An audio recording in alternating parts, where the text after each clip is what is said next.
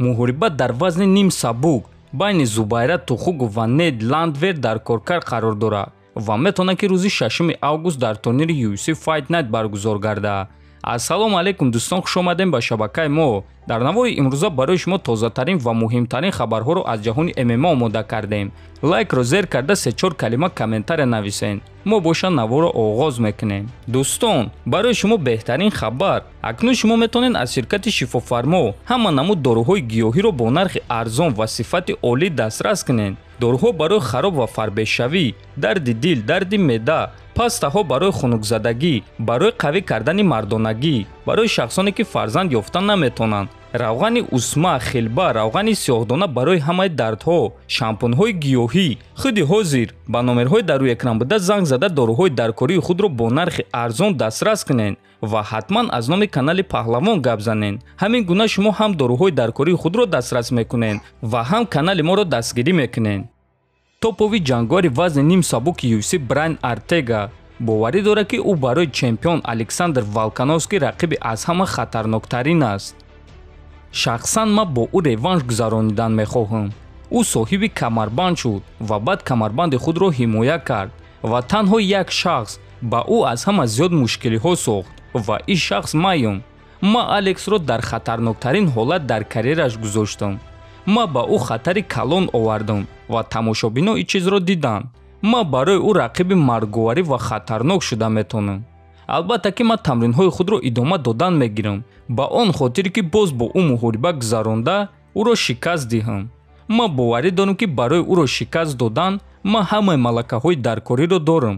гап танҳо дар он аст ки ҳамаи ин чизро дуруст истифода бурдан дар кор ва ба муҳориба баромада ӯро фавран шикаст додан дар кор, гуфтааст Ортега. хотиррасон мекунем ки Брайан Ортега ва Александр Волкановский моҳи сентябри соли 2021 дар қафас вохӯрда буданд ва дар ҳамон муҳориба Волкановский бо қарори доваро ғалаба ба даст оварда буд.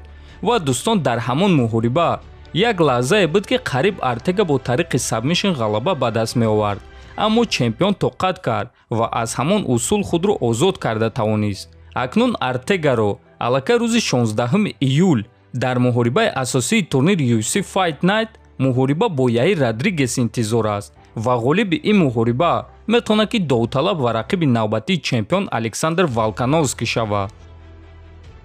варзигари озарбойҷонӣ Рафаэл Физиев баъди ғалабааш дар муҳориба зидди чемпиони пешинаи UFC Рафаэл дос Санос дар рейтинги вазни сабук ба ҷои ҳафтум баромад ва гуфт ки акнун бо кадом ҷангварҳо ҷангидан мехоҳад. ман дар рейтинги вазни сабук ба ҷои ҳафтум баромадам, аммо Матеуш Гамрот боша ба ҷои ҳаштум ё нуҳум мефарояд.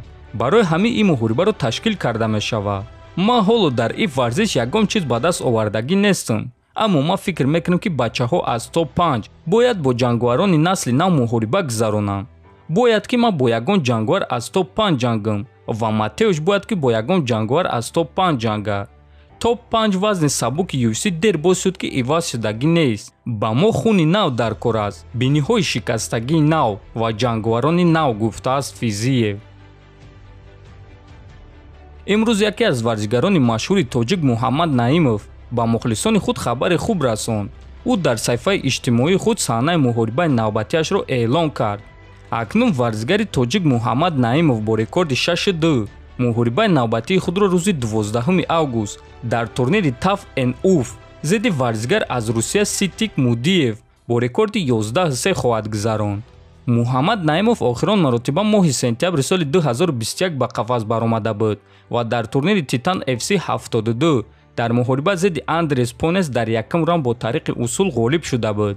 Ситик Мудиев боша охирон муҳорибаи худро моҳи марти ҳамин сол дар турнири Eagle FC 46 зидди Кайо Уругай гузаронида бо қарори доваро ғалаба ба даст оварда буд.